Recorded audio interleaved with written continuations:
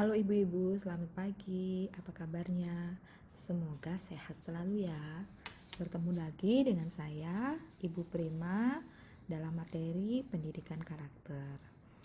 Baik ibu-ibu, materi kali ini rasanya adalah materi yang terakhir dan besok kita akan bertemu lagi untuk pemberian e-sertifikat dan juga post-test di tahap terakhir.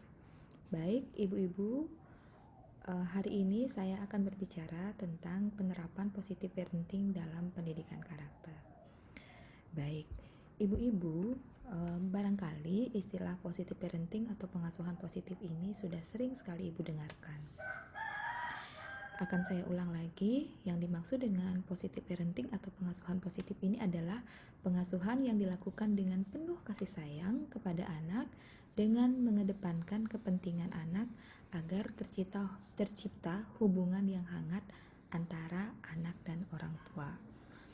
Baik ibu-ibu, jadi wacana positive parenting ini sebelum adanya pembelajaran di rumah akibat COVID-19 ini sesungguhnya sudah wajib dilakukan oleh orang tua.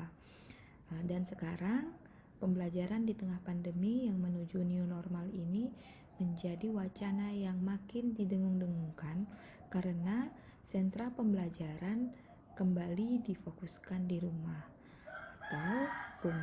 atau keluarga menjadi lingkungan utama dan pertama bagi pembelajaran anak. Nah, apa saja yang harus diuraikan dalam pengasuhan positif ini? Yang pertama, pengasuhan ini haruslah berdasarkan kasih sayang, saling menghargai, membangun hubungan yang hangat antara anak dan orang tua, serta menstimulasi tumbuh kembang anak.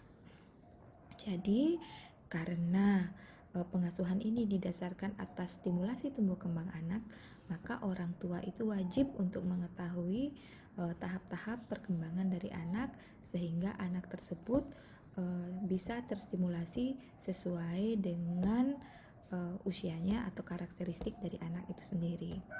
Kemudian yang kedua, pengasuhan menggunakan pendekatan dan mengedepankan penghargaan, pemenuhan, dan perlindungan hak anak, juga mengedepankan kepentingan terbaik anak. Jadi orientasi dari pengasuhan ini adalah kepentingan dari anak, kebutuhan dari anak di usia sekarang dan di masa depannya. Jadi kita harus berpikir tentang masa depan, apa-apa yang harus disiapkan untuk perkembangan anak dan sesuai dengan karakteristik dari anak itu sendiri. Sehingga di tugas awal itu saya sempat menyampaikan kepada ibu-ibu untuk mengisi beberapa tugas tentang persepsi anak dan lain sebagainya. Karena apa? Karena persepsi yang kita bangun terhadap anak itu akan berpengaruh terhadap kepentingan yang akan kita beri, kepentingan yang akan kita sampaikan terkait dengan kebutuhan anak ataukah kebutuhan kita sendiri gitu ya. Jadi seringkali pengasuhan pada anak itu mengacu pada kepentingan dari orang tua yang bersesuaian dari persepsi orang tua itu sendiri. Nah, kemudian yang ketiga, upaya untuk memberikan lingkungan yang bersahabat dan ramah sehingga anak dapat tumbuh dan berkembang dengan optimal. Ya, jadi itu tiga hal yang berkaitan dengan pengasuhan positif.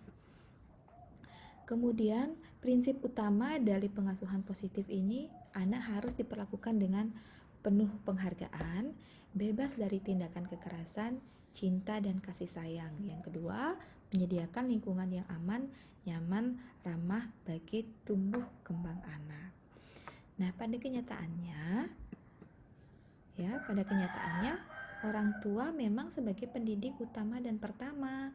Namun profesi ini tidak disiapkan dengan baik oleh orang tua itu sendiri karena tidak ada sekolah untuk orang tua. Kemudian juga ada yang mendadak jadi orang tua. Kemudian juga ada orang tua yang tahu proses pengasuhan tetapi tidak mampu melakukannya. tidak ada daya dukung dan lain sebagainya.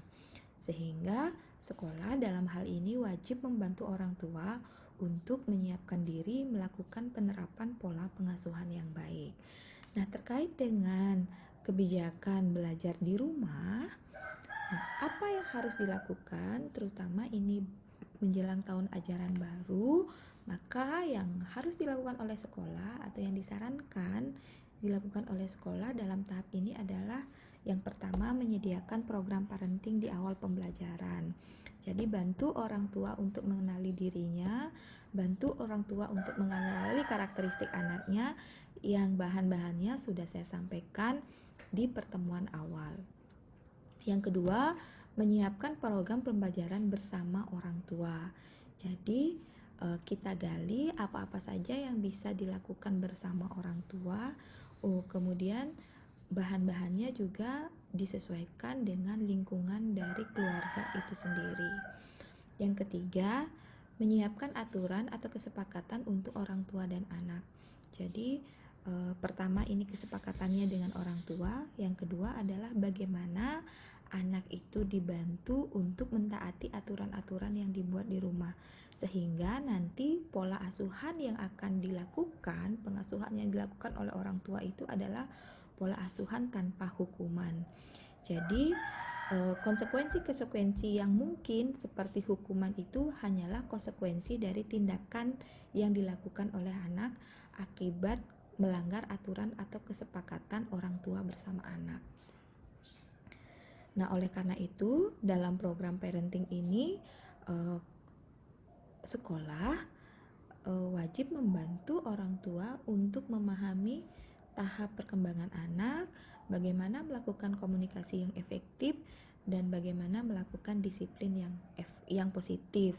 Saya rasa itu sudah saya uraikan sedikit tadi, maka wajib di rumah itu dibuat aturan-aturan antara orang tua dan anak dan aturan-aturan yang dibangun di keluarga itu sendiri. Misalnya, boleh menonton TV jam berapa jam, apakah sesudah makan, sebelum makan, sesudah mandi, sesudah tidur siang, dan lain sebagainya. Jadi nanti ketika anak-anak itu melanggar, kita sudah sampaikan aturannya begini, jadi kalian harus taat pada aturan itu. Jadi tidak takut kepada orang tuanya, tetapi aturan atau konsekuensi yang telah dibuat. Nah, ini ya, kenalkan aturan kepada anak. Jadi pegangi prinsip dasar dalam menyampaikan perintah dan larangan. Kemudian sampaikan juga dalam suasana yang netral. Sampaikan dengan emosi yang bagus, nada yang enak, dan tidak berteriak kasar. Jadi orang tua ini ketika mengenalkan aturan kepada anak harus cenderung dalam kondisi yang tenang, terus disampaikan dengan nada yang menyenangkan, mimik mukanya ini dibuat santai, serileks mungkin. Mungkin saja nampak ketika berbicara nadanya enak, tidak berteriak, tapi alisnya berkerut gitu misalnya, terus cemberut orang tuanya. Jadi itu cara pertama untuk mengenalkan aturan kepada anak, sehingga aturan itu tidak sifatnya menakut-nakuti, namun menjadi bagian dari kehidupan anak itu sendiri. Seperti yang saya sampaikan pertama, bahwa anak itu lahir dalam kondisi amoral. Dia tidak tahu nilai, dia tidak tahu aturan, dia tidak tahu etika. Maka contohnya misalnya, apakah anak ketika baru lahir tahu rasa malu, tahu di mana dia harusnya kencing, tahu di mana dia harusnya BAB? Kan tidak ada. Siapa yang mengajarkan aturan dia tentang BAB, tentang makan dan lain sebagainya? Itu kan dari luar dirinya sendiri. Maka itulah yang disampaikan kepada anak. Itu sehingga wajib kita menyampaikan aturan-aturan yang akan membantunya dalam proses hidup berkelanjutan. Nah, untuk itu maka kita sampaikan juga pada program parenting tersebut bagaimana membangun kualitas orang tua yang baik. Yang pertama, kepatutan dipercaya, kemudian kedekatan emosi dengan anak dan sosok yang dihargai. Jadi untuk kepatutan yang dipercaya ini, orang tua wajib taat dengan apapun yang disampaikan kepada anak. Jangan sampai aturan-aturan itu hanya berlaku pada anak. Kalau misalnya ada aturan yang hanya berlaku untuk anak, sampaikanlah batasan-batasannya. Nggih, jadi yang berikutnya kembali saya sampaikan kepatutan untuk dipercaya. Jadi apapun janji dari Bapak Ibu, usahakan itu dipenuhi. Jadi hati-hati berjanji. Kadang-kadang anak-anak itu cerdas sekali. Ketika kita sibuk gitu, kita diminta untuk berjanji-janji sesuatu, dan ketika karena sibuk, agar cepat saja selesai pembicaraan itu, agar kita tidak terganggu dalam bekerja, maka kita iya-iyakan. Dan selanjutnya anak akan meminta janji itu. Kemudian kita tidak memenuhi janji itu. Oleh karena itulah kita bisa lama-kelamaan menjadi orang tua yang tidak dipercaya akibat dari hal-hal kecil tersebut. Kedekatan emosi dengan anak, mungkin Bapak Ibu sudah memahami ini, bagaimana kita mengefektifkan sentuhan, memberikan pujian, memberikan kasih sayang kepada anak. Berikutnya menjadi sosok yang dihargai oleh anak itu sendiri. Oleh karena itu, orang tua sedini mungkin jangan menunjukkan pertengkaran di depan anak. Antara ayah dan ibu itu jangan bertengkar, karena itu adalah langkah untuk membantu kita menjadi orang yang dihargai. Kemudian kualitas anak itu dilihat dari bagaimana dia merasa dicintai, merasa diterima, mensyukuri diri sendiri, merasa berharga, mampu mengembangkan interaksi, bermartabat, dan merasa dipercaya. Nah, kemarin saya juga menyampaikan tentang gaya belajar dari anak itu sendiri. Ya, jadi gaya belajar itu adalah membantu anak untuk menemukan kualitas dirinya, untuk merasa dicintai, menerima diri, mensyukuri diri, dan merasa berharga. Jadi begini, dalam teori kebutuhan anak gitu ya, teori kebutuhan anak, teori motivasi, terdapat tiga kebutuhan emosi dasar. Yang pertama itu merasa dicintai, merasa dihargai, rasa aman, dan merasa dihargai. Nah, seringkali ini kita sudah merasa melakukan mencintai anak sesuai dengan karakteristik kita gitu ya. Misalnya saya akan merasa dicintai karena saya suka dipuji. Jadi ketika suami saya bilang cantik, maka saya merasa dicintai. Tapi di sisi lain ada juga individu yang merasa dicintai itu dengan diberikan hadiah, atau merasa dicintai ketika dia bisa melakukan aktivitas bersama dengan orang yang dicintai. Nah, anak-anak pun begitu. Dia punya gaya dicintai itu yang sesuai dengan gaya belajarnya. Seperti ini. Kalau misalnya anak auditori, yang modalitas belajarnya itu adalah berdasarkan dari pujian, atau modalitas belajarnya itu berdasarkan dari mendengar, maka anak itu merasa dicintai ketika dia dipuji. Kemudian jika anaknya itu visual, yang modalitas belajarnya itu dengan mengefektifkan indera penglihatan, biasanya anak ini suka membaca, suka menggambar, dan lain sebagainya. Biasanya anak ini sukanya ketika diberikan hadiah.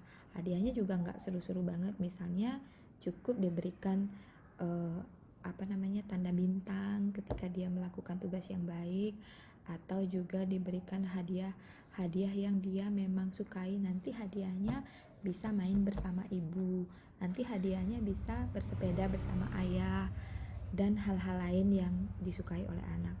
Kemudian untuk modalitas belajar atau gaya belajar kinestetik itu biasanya anak belajar berdasarkan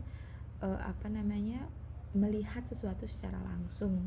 Biasanya suka belajar dari video dan lain sebagainya, suka melakukan suka melakukan kegiatan langsung gitu ya.